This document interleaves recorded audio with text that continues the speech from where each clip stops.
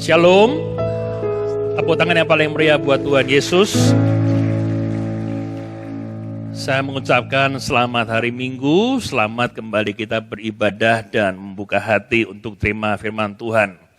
Saudara doakan saya ya, karena ini saya hari ini masih agak ngeleang ya, karena berapa hari ini flu dan ini masih kurang enak sebetulnya, namun saya percaya oleh anugerah Tuhan saya dimampukan melayani 4 kali. Amin. Nah, hari ini saudara kita akan masuk pada bagian yang pertama ya dari serial khotbah tentang Christ-like character. Coba bisa dinyalakan di depan saya ini tim multimedia. Oke. Nah, hari ini kita akan bersama-sama saudara melihat satu tema ya firman Tuhan yang akan menjadi pembahasan kita selama beberapa minggu ke depan. Dan tema ini akan bicara tentang pentingnya karakter di dalam kehidupan orang percaya. Dan untuk membuka serial khotbah saya ya selama 5 minggu ini, saya mengangkat satu judul untuk khotbahku hari ini, yaitu menjadi seperti Yesus. Katakan sama-sama, menjadi seperti Yesus. Sekali lagi yang mantap lah, 1, 2, 3. Menjadi seperti Yesus. Nah, untuk memulai khotbah ini, saudara, saya ingin mengajukan satu pertanyaan kepada Anda. Menurut Anda, saudara, mana di dalam hidup ini lebih penting antara karisma dengan karakter? Ya, saya ulangi, di dalam hidup ini, manakah yang lebih utama, lebih penting, lebih harus kita kejar? Apakah karisma ataukah karakter? Nah, Anda harus bisa membedakan antara karisma dan karakter ini. Apa itu karisma? Karisma definisinya adalah bakat atau kemampuan eksternal dari seseorang yang bisa memukau banyak orang. Contoh, main musik. Wah, keren ya main musiknya. Orang bisa nyanyi dengan begitu indah. Wow, orang terpukau. Yang fasih bicara, kalau dia pidato, wah orang terbakar semangatnya. Ada yang pintar khotbah. Wah, khotbahnya luar biasa ya, memberkati, dahsyat dan dikagumi oleh banyak orang. Atau Anda juga bisa menjadi seorang pemimpin dalam pekerjaan Anda, dalam perusahaan Anda, sehingga disebut sebagai wah pemimpin ini pemimpin yang karismatik, baru masuk aja wibawanya udah terasa luar biasa. Nah, jadi karisma itu adalah satu hal yang sangat dikejar oleh dunia, ya. Namun saudara, kalau kita memperhatikan, kalau tidak hati-hati, orang juga bisa keblinger dengan karisma, bakat, kemampuan yang mereka miliki, sehingga pada akhirnya itu pusatnya diri sendiri. Egonya muncul, dan ia kemudian menjadi sombong, dan kalau sudah sombong, isinya itu adalah kedagingan semua yang keluar. Dia memimpin dengan cara-cara kedagingan, ya, dia memerintah dengan cara-cara kedagingan, dia melayani, dia bekerja dengan cara-cara kedagingan yang muaranya adalah kesombongan. Dan orang ini harus ingat saudara bahwa yang namanya karisma itu sifatnya sementara saja. Kalau Tuhan menghendaki tiba-tiba orang itu sakit, nggak bisa mimpin lagi. Betul apa enggak? Ya, nggak bisa nyanyi lagi, sudah nggak bisa khotbah lagi, sudah nggak bisa melayani lagi, nggak bisa ngapa-ngapain lagi. Kalau Tuhan menghendaki seperti itu. Makanya kita tidak boleh sombong akan semua titipan-titipan talenta, karunia-karunia yang Tuhan berikan di dalam kehidupan kita. Sejarah mencatat, saudara, Hitler ini adalah contoh seorang yang punya karisma leadership yang luar biasa. Kalau dia ini pidato, saudara, wah itu rakyat Jerman pada waktu itu terbakar semangatnya, sehingga dia sukses mendirikan partai Nazi Jermannya untuk kemudian menginvasi, menguasai Eropa dan disapu bersih Eropa pada waktu itu sehingga menghasilkan Perang Dunia Kedua. Ya, jadi contoh yang jelek. Nah sekarang saudara, karakter itu apa? Karakter itu gampangnya ya, simpelnya, nanti kita akan bahas di belakang lebih jelasnya, adalah watak yang baik atau yang buruk.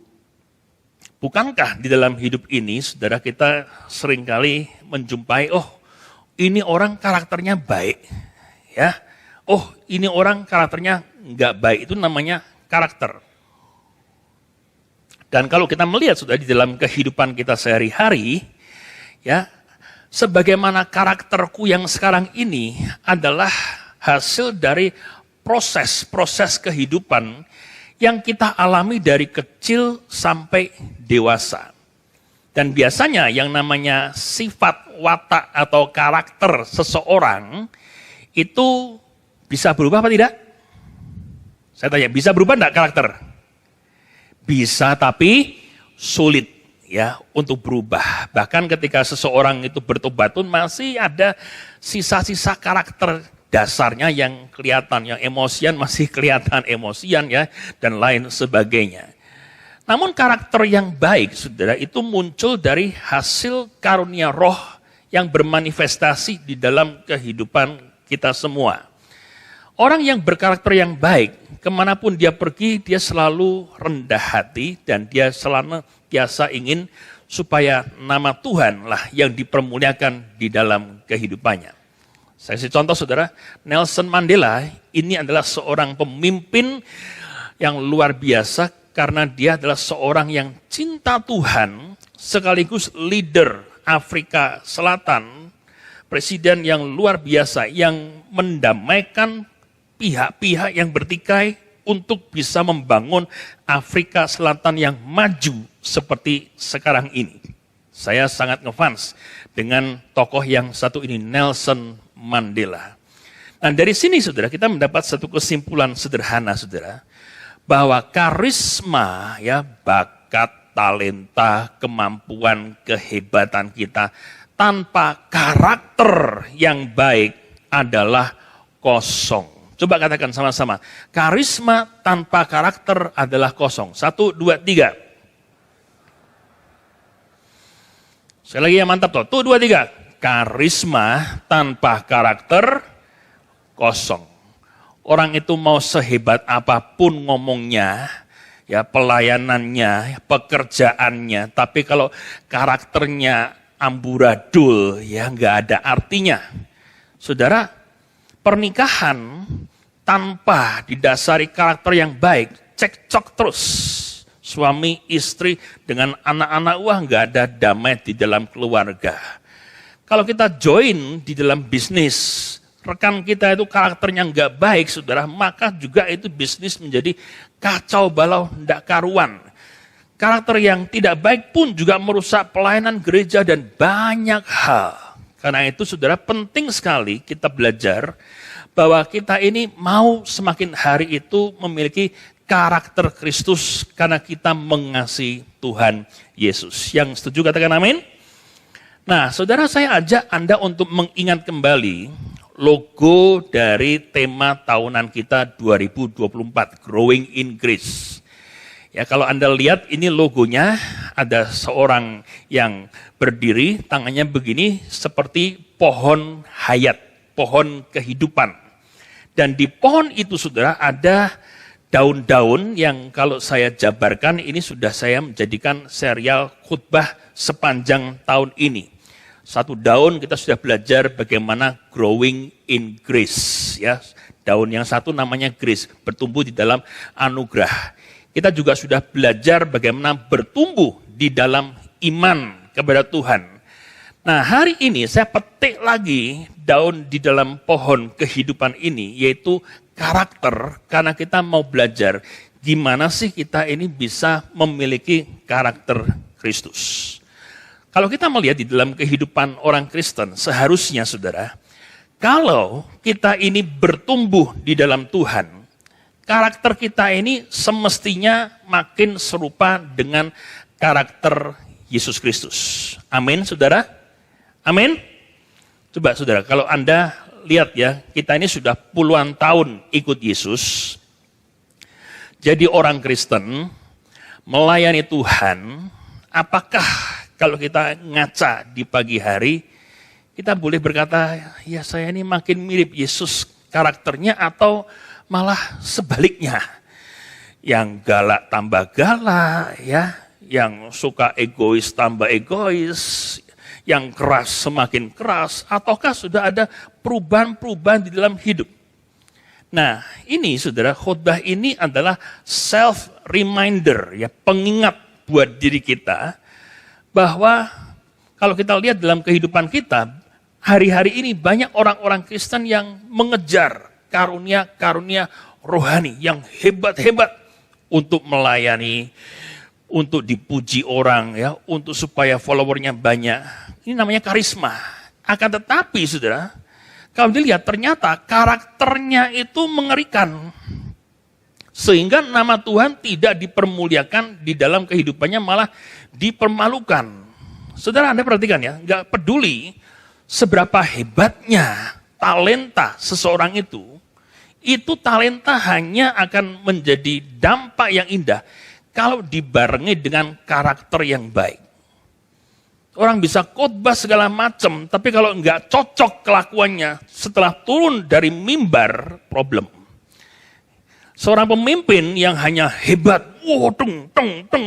memimpin, tapi ketika dia turun ke anak buahnya penuh dengan luka-luka batin. Wah, saudara, ini jadi pemimpin yang sangat-sangat merepotkan, ya. Padahal, saudara, kalau kita perhatikan, bukankah kita ini suka menuntut orang lain tuh karakternya tuh yang baik? Karena kita suka bergaul dengan orang-orang yang berkarakter baik. Betul apa enggak? Ya, Pak ya? Siapa yang kepengen istrimu karakternya baik? Suami-suami yang angkat tangan. Saya kepengen suamimu karakternya baik. Kita semua kepengen anak-anak kita karakternya baik, rekan bisnis kita karakternya baik. Betul apa enggak?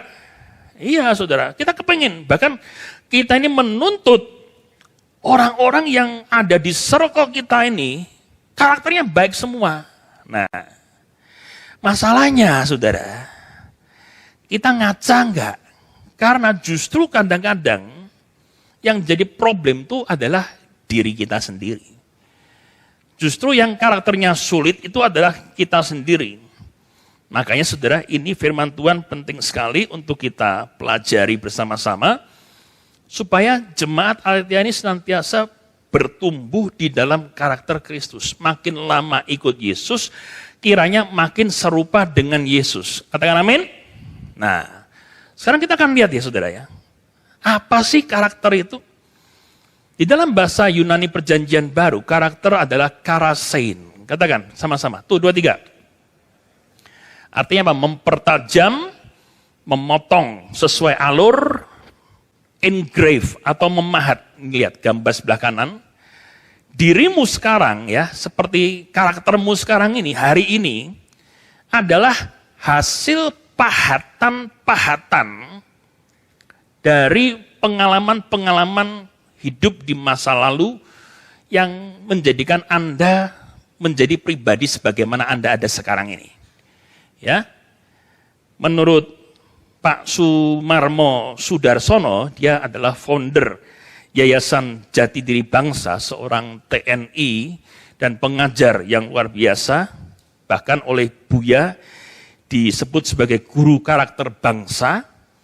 Ia mengatakan, karakter itu adalah nilai, katakan nilai, value ya, yang tertanam di dalam diri individu, diri kita yang diperoleh dari pengalaman, pendidikan, pengorbanan, pencobaan, dan pengaruh lingkungan yang pada akhirnya mempengaruhi sikap, perilaku, dan pemikiran kita. Jadi, saudara, seperti apa karaktermu hari ini, ya, entah baik atau buruk, itu adalah nilai yang sudah tertanam di dalam kehidupan kita lewat berbagai macam pengalaman hidup. Nah, Anda harus memperhatikan, saudara, bahwa tujuan kekristenan kita itu bukan hanya supaya kita ini selamat masuk surga, supaya hidup kita diberkati. Bukan hanya itu, saudara, tujuan kita ikut Yesus. Namun, saudara, tujuan kekristenan kita, saudara, antara lain selain yang tadi itu adalah supaya kita ini memiliki Christ-like character. Katakan, Christ-like character. 1, 2, 3. Namanya aja kita ini orang Kristen, pengikut Kristus. Seharusnya karakter kita, kelakuan kita, cara berpikir kita ini seperti Kristus. Bukan kayak yang lain, ya. Makanya saudara, Rasul Paulus berkata di dalam Kolose 3, 1-4. Karena itu, kalau kamu dibangkitkan bersama dengan Kristus, ya carilah perkara yang di atas, di mana Kristus ada, duduk di sebelah kanan Allah. Pikirkanlah perkara yang di atas, yang punya nilai kekal, yang baik, yang mulia, yang kudus. Bukan hanya yang dipikirin urusan duniawi saja. Ya. Makanya Paulus katakan, jangan hanya mikir urusan dunia baik. Jangan hanya mikir urusan makan, ya habis mau kemana, yang gitu-gitu aja. Tapi coba pikirkan hal-hal yang di atas. Yang biru coba kita baca sama-sama yuk. 1, 2, 3. Sebab kamu telah mati dan hidupmu tersembunyi bersama Kristus di dalam Allah. Apabila Kristus yang adalah hidup kita menyatakan diri kelak, kamu pun akan menyatakan diri bersama dengan Dia dalam kemuliaan. Nah, saya akan ajak Anda fokus pada ayat yang kedua. Dikatakan, sebab kamu telah apa? Yang keras. Telah apa? Mati. Lupa saya masih hidup loh Pak, masih segar loh Pak. Saya belum dibayar. Ya iya ya. Maksudnya apa? Hidup lamamu itu loh. Sebab hidup lamamu itu sudah mati. Dan kiranya hidupmu yang sekarang ini tersembunyi bersama dengan Kristus. Katakan, hidupku tersembunyi bersama dengan Kristus. 1, 2, 3. Hidupku tersembunyi bersama dengan Kristus. Coba Anda lihat ke depan ya. Seandainya ini mimbar adalah Kristus. Yang namanya hidupku tersembunyi itu adalah gini loh. Hidupku ini tersembunyi di dalam Kristus. Sehingga saudara, yang nampak di dalam keseharian kita ini saudara, sifat-sifat ilahi. Sifat-sifat Tuhan Yesus. Kenapa? Karena manusia yang lama itu sudah dimatikan bersama dengan Yesus.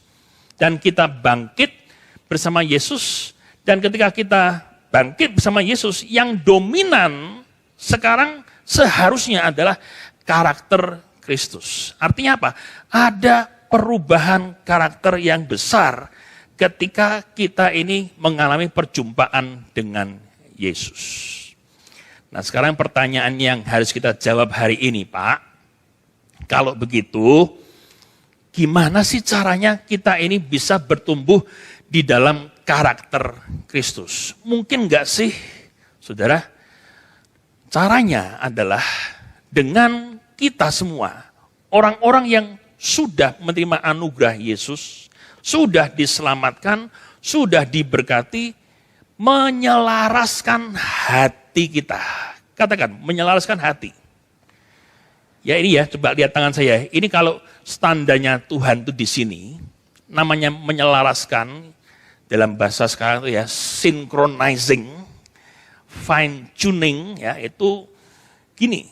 Kita ini menyelaraskan roh kita, pikiran kita, perbuatan kita dengan standarnya Yesus. Bukan standarnya firman Tuhan begini, kita maunya tetap ke sono aja, saudara. Makanya banyak orang Kristen yang dibilang, wong Kristen kok kelakuan yang koyo ngono. Kenapa? Karena ya imannya Kristen, tapi dia nggak mau menyelaraskan diri kepada karakter Kristus. Orang Kristen kok ngejak aku nih. Orang Kristen kok ngapusi saya. Aduh, saudara, saya sedih kalau dengar-dengar yang begitu. Kenapa? Karena ini loh, banyak orang Kristen ibadah iya ya, diberkati iya, tapi tidak mau menyelaraskan hidupnya kepada Tuhan.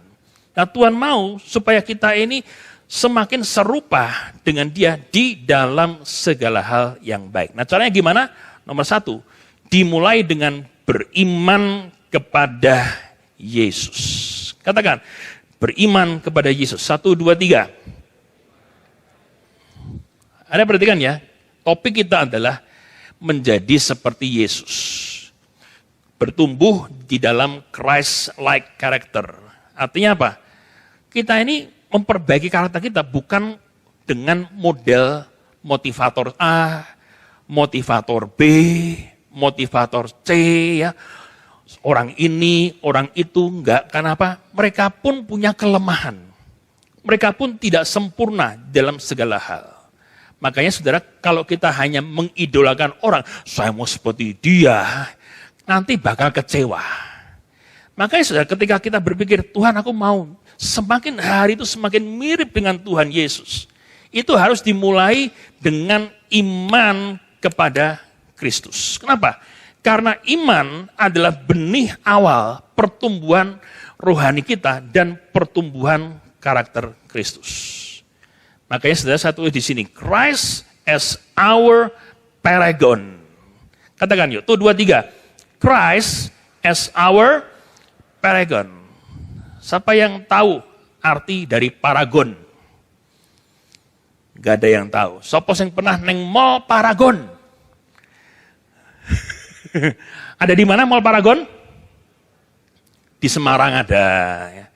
Di Orchard Road Singapura juga ada. Nah, Anda tahu nggak? Anda sering ke mallnya tapi tidak tahu arti nama Paragon. Paragon itu apa sih? Paragon adalah best model, teladan yang terbaik.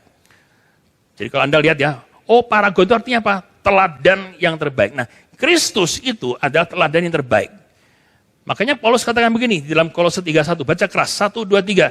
Karena itu, kalau kamu dibangkitkan bersama dengan Kristus, carilah perkara yang di atas, di mana Kristus ada, duduk di sebelah kanan Allah. Nah, Anda perhatikan saudara, pertumbuhan karakter Kristus itu dimulai dari benih iman yang kecil seperti biji sesawi saja. Namun kalau kita terus fokus menyirami benih itu, merawati benih itu, sambil kita fokus kepada Allah, maka benih yang kecil itu akan bertumbuh. Mulai makin hari makin besar, dahan-dahannya makin banyak, daun-daunnya itu mulai rimbun, dan biji sesawi yang kecil itu, saudara, kalau Anda lihat, ini bisa menjadi pohon yang gede, yang akhirnya menaungi banyak orang. Demikian juga saudara, kalau Anda ya punya karakter yang baik, maka Anda pun akan seperti pohon yang rindang, yang bisa ngayomi, menaungi banyak orang di bawah kerindangan kehidupan saudara. Nah tapi saudara, perhatikan, tanpa iman kepada Yesus, semua ya pengejaran akan karakter yang baik itu hanyalah moral manusia yang kosong, yang hanya nampak bagus di luar tapi dalamnya busuk. Ini seperti yang terjadi di kalangan orang-orang Farisi.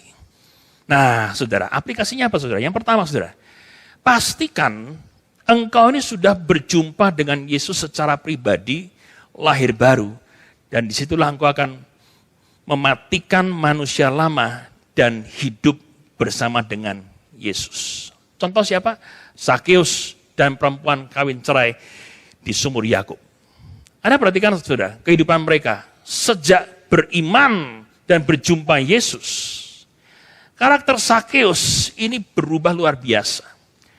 Jadi seorang yang korup, seorang yang ego, seorang yang suka meres orang lain, orang yang sukanya menari di atas penderitaan orang lain, menjadi seorang yang penuh kasih. Saudara, kehidupan Zakeus ini berubah total. Caranya berpikir berubah total, caranya bisnis berubah total. Sehingga dia katakan, siapa aja ya orang yang pernah kurugikan, saya akan kembalikan 400%. Bank mana yang bisa kayak begini? Kecuali Bank Zakeus, saudara. Ya toh? Ini kan luar biasa, ada perubahan. Jadi enggak Zakius, oh sekarang saya udah Kristen kok, kenapa? Terima Yesus. Habis itu Senin malak lagi, ya Senin ganggu orang lagi. Tidak saudara, ada perubahan karakter sehingga tonggo-tonggone orang-orang yang tadinya antipati sama Zakius yang kecil ini, mereka berkata, ada yang berubah nih orang nih. Kok bisa berubah nih orang? Tadinya jahat, tadinya waduh kita benci, sekarang kok jadi panutan masyarakat. Nah Zakius katakan, sejak ku jumpa Yesus, hidupku diubahkan oleh Tuhan. Tepuk tangan buat Zakius, saudara. Demikian juga saudara, kita ingat perempuan yang kawin cerai, yang jumpa Yesus di sumur Yakub. Aduh saudara, hidupnya sudah amburadul. Namun saudara, ketika dia berjumpa Yesus, dia kembali ke kotanya, dan Alkitab mencatat dia menjadi penginjil wanita pertama yang memenangkan seluruh kota lewat hidupnya yang diubahkan Tuhan. Itu ya saudara, jadi intinya apa? Harus ada perubahan ketika kita ini berjumpa dengan Yesus. Dan kita ini menjadi ciptaan yang baru. Bisa bilang amin? Ya kalau saya Larry yang lama sudah mati, dan sekarang Larry yang baru, yang bangkit bersama dengan Kristus, itulah yang mendominasi. Supaya apa? Kemuliaan Tuhan bisa dimanifestasikan di dalam kehidupan kita semua. Katakan amin? Nah ini. Lalu yang kedua saudara, hargailah proses pertumbuhan yang alami. Zaman sekarang saudara, setiap orang itu kepengen semua itu serba instan. Kopi, instan. Malam-malam lapar nih, masak mie instan. Ya. Sekarang kita senang ya diberkati dengan teknologi, ada WA. Ya. WA itu adalah tukar message instan. Dulu zaman masih harus tulis surat, masih kan nggak Bapak Ibu ya, aduh repotnya kayak apa nulis surat, ya seminggu dibalas, ya segala macam. Sekarang instan, semua cepat luar biasa. Ya pesan hotel instan. Ya mau bayar apa-apa, instan, semua sudah ada di HP. Nah kita berpikir kalau gitu, pertumbuhan iman juga bisa instan. Langsung cesplong, langsung berdoa, Tuhan aku minta karakter dan iman yang baik, langsung jadi. Gitu apa enggak? Tidak. Kenapa? Karena ini yang namanya growth, pertumbuhan itu adalah proses yang alami. Makanya Yakobus bilang begini, Yakobus 5:7-8. Karena itu, saudara-saudara, bersabarlah sampai pada kedatangan Tuhan. Coba dihitung ya, sabarnya itu ada berapa kali. Sesungguhnya, petani menantikan hasil yang berharga. Ya, petani menantikan hasil yang berharga dari tanahnya, dan ia sabar sampai telah turun hujan musim gugur dan hujan musim semi. Kamu juga harus apa? Bersabar. Lihat ya, sudah 3 kali ya, sabar. Dan harus meneguhkan hatimu karena kedatangan Tuhan sudah dekat. Nah, pertumbuhan karakter saudara, itu diibaratkan kita ini seorang petani yang harus dengan penuh kesabaran nunggu supaya tanamannya itu bisa bertumbuh secara natural. Ya, dan itu butuh waktu. Kalau orang yang nggak sabar lihat tanaman itu sudah mulai bertumbuh dikit ya, ditarik-tarik, ayo dong, cepat gede dong. Oh malah mati, betul apa enggak? Ya kan? Oh cepat gede, tarik, oh pudul kabeh anunya, wah hancur tanaman itu. Kenapa? Kurang sabar. Bu Anda marah-marahin itu tanaman, bu cepat gede, tumbuh apa enggak? Ya tumbuh tapi ya hanya sesuai dengan siklusnya yang natural gitu. Makanya saudara dikatakan tadi, jadilah seperti seorang petani yang sabar. Dan terus lakukan proses yang baik supaya tanaman ini bertumbuh dan produktif. Meskipun kita tahu, untuk dia bertumbuh dan berbuah itu tidak sedikit upaya dan waktu yang harus kita kompromikan. Petani yang baik saudara, tidak mau mengkarbit buahnya atau tanamannya demi untung besar, tapi akhirnya meracuni orang lain. Petani yang berkarakter baik ingin supaya setiap produknya itu bermanfaat dan bukannya mencelakai. Dari sini kita belajar apa, saudara? Belajar untuk menghargai proses Tuhan di dalam mendewasakan karakter kita. Caranya bagaimana, saudara? Kita ini menyirami dan merawat benih iman itu dengan firman, doa, dan ibadah. Katakan, saya harus menyirami benih iman ini. 1, 2, 3. Tangannya begini, 1, 2, 3. Saya harus menyirami benih iman ini. Ojo dinengke wae, saudara. Dengan apa? Firman. Dengan apa? Doa. Dengan apa? Dengan berfellowship. Dengan apa? Dengan ibadah. Nah, kemudian yang kedua, kasih waktu. Supaya iman dan karakter ilahi itu bisa bertumbuh secara alami. Artinya apa? Ketika kita menghadapi masalah, ya sabar. Taat di dalam proses yang Tuhan izinkan terjadi.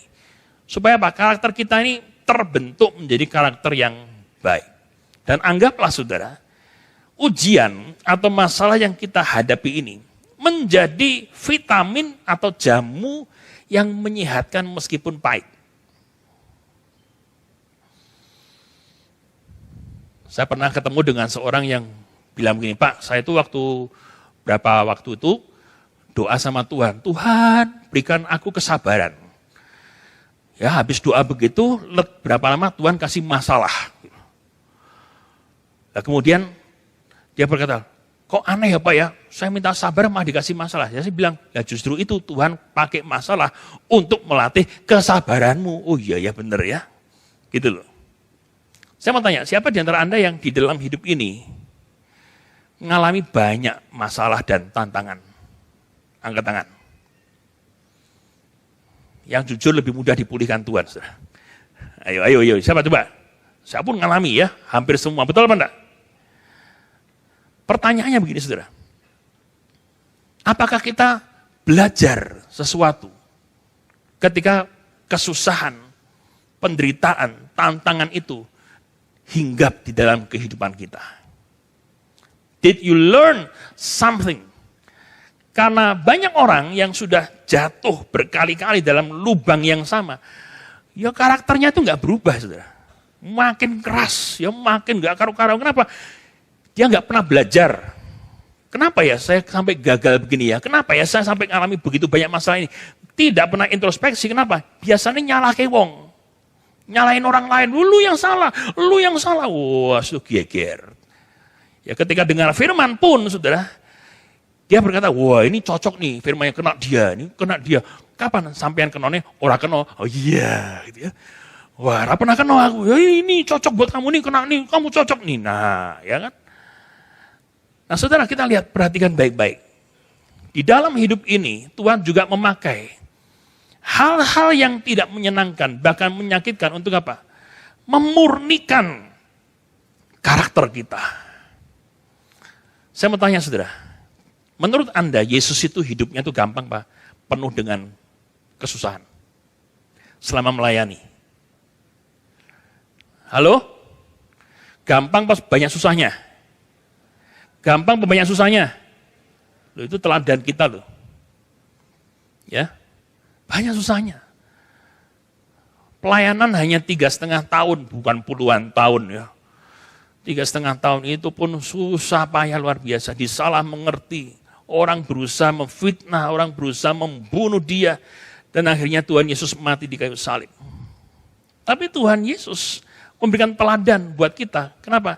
Dia tahu bahwa kita ini punya potensi untuk menjadi seperti Kristus. Lewat apa? Lewat keputusan kita. Tuhan kasih kita ini free will, ya kehendak bebas. Tuhan tahu kita punya kapasitas untuk taat, kapasitas untuk ngampuni, kapasitas untuk memberkati orang lain, kapasitas yang besar untuk melakukan firman Tuhan. Makanya Tuhan katakan, jadilah seperti aku. Itu bukan omong kosong, tapi Tuhan tahu kita ini mampu kalau mau. Ayo katakan, kalau mau. Ya, kalau mau. Bukan kita nggak bisa loh. Bisa seperti Yesus, kalau mau. Dan saudara, ini pelajaran yang penting sekali. Pada waktu masalah terjadi, ingat khotbah saya yang tentang pruning itu ya, dipotong. Ketika sumber yang membuat Anda nggak bertumbuh, kegemaran dosamu itu dipotong sama Tuhan. Apakah kita protes atau kita justru malah bersyukur kepada Tuhan karena kita ini bisa bertumbuh lebih baik lagi. Ya, ini satu perhatian yang harus kita betul-betul mengerti. Hargai proses yang Tuhan pakai untuk mendewasakan kehidupan kita. Kemudian yang ketiga, saudara, fokus mengejar karakter Kristus. Anda perhatikan ya, diselamatkan itu kita percaya saja selamat. Tapi untuk menjadi seperti Yesus, ada effort. Harus bayar harga. Tapi ini keinginan Tuhan. Coba lihat Roma 8:29. Baca keras ya. 1, 2, 3. Sebab semua orang yang dipilihnya dari semula, mereka juga ditentukannya dari semula. Untuk apa? Menjadi serupa dengan gambaran anaknya. Nah, Paulus juga berkata begini dalam Filipi 3:12. Bukan seolah-olah aku telah memperoleh hal ini atau telah sempurna, melainkan aku apa? Mengejarnya. Kalau aku juga dapat menangkapnya, karena aku pun telah ditangkap oleh Kristus Yesus. Artinya saudara, kalau kita memiliki keinginan untuk menjadi seperti Kristus, suami yang lebih baik, istri yang lebih baik, yang berkarakter Kristus, ya, pribadi yang lebih baik, maka itu butuh effort. Ini dikatakan mengejar. Ini loh, ngejar itu begini. Bukan aku mau jadi seperti Yesus karakternya, wes lungguh-lungguh, santai-santai, rokokan gitu, nggak bisa saudara. Paulus katakan, aku ini mengejar, ada effort. Artinya saudara dibutuhkan visi, tekad, usaha, disiplin, dan konsistensi, dan harga yang harus mau kita bayar. Nah, hari ini kita akan lihat secara singkat saja saudara. Karakter Kristus apa yang harus terus bertumbuh di dalam hidup kita. Yang pertama, melayani dengan kerendahan hati.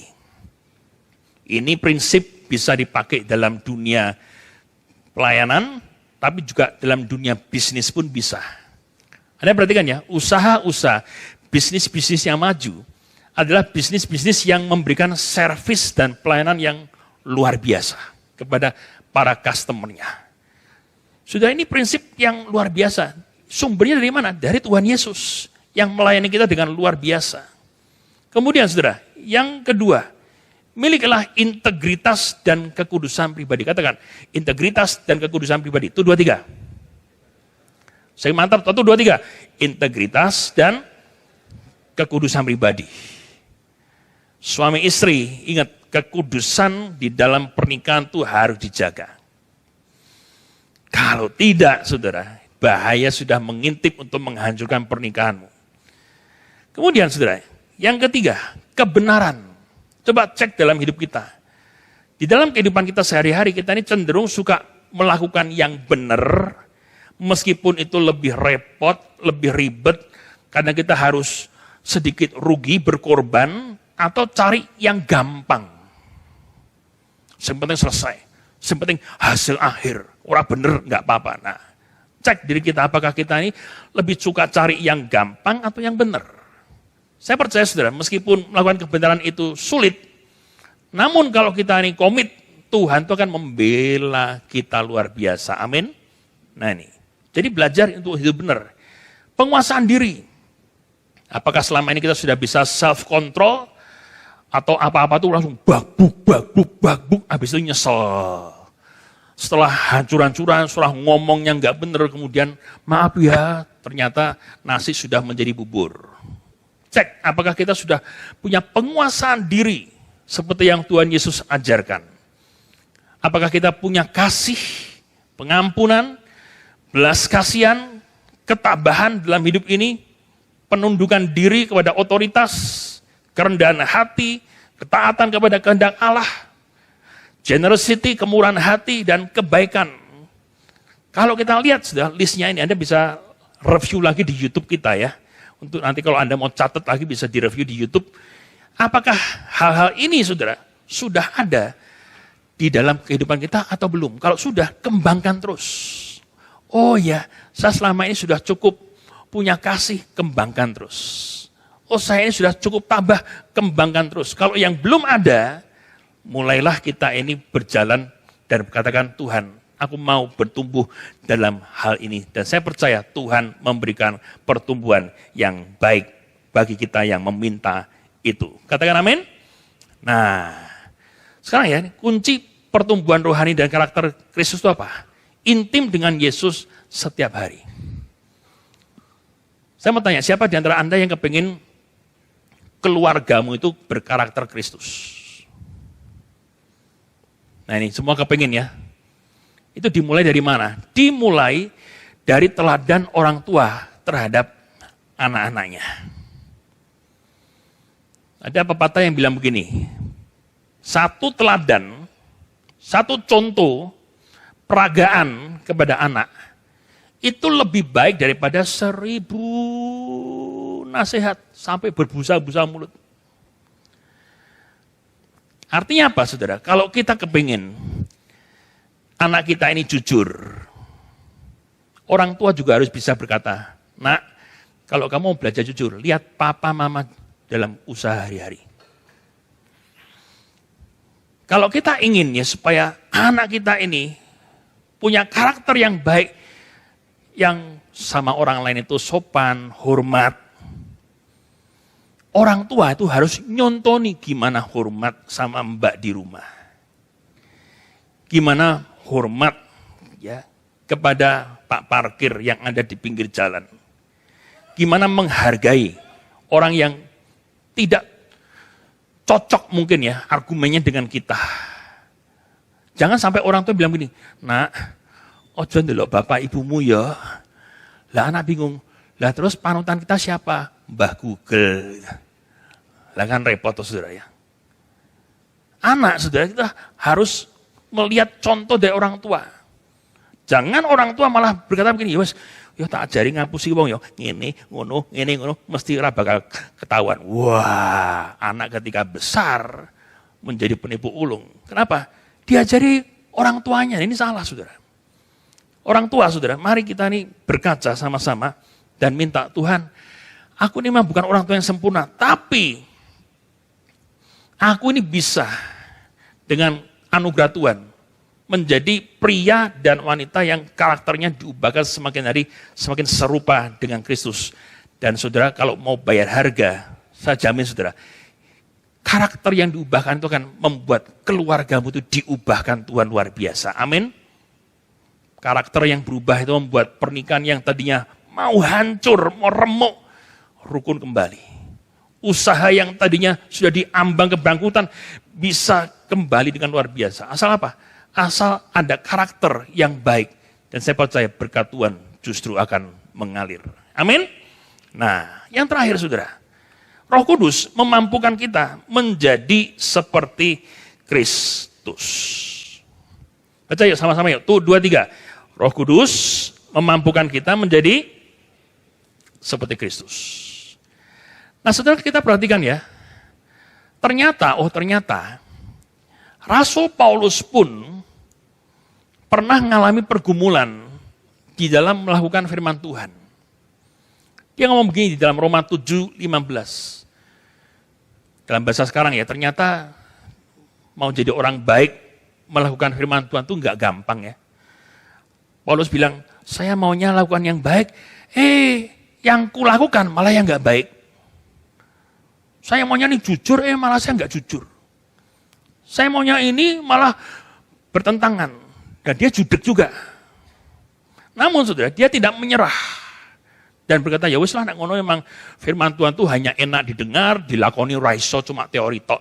Dia enggak begitu saudara. Tapi di tengah-tengah kelemahannya itu, Rasul Paulus ini membawa semua kelemahannya itu ke dalam hadirat Allah. Dan dia bergaul karib dengan Roh Kudus.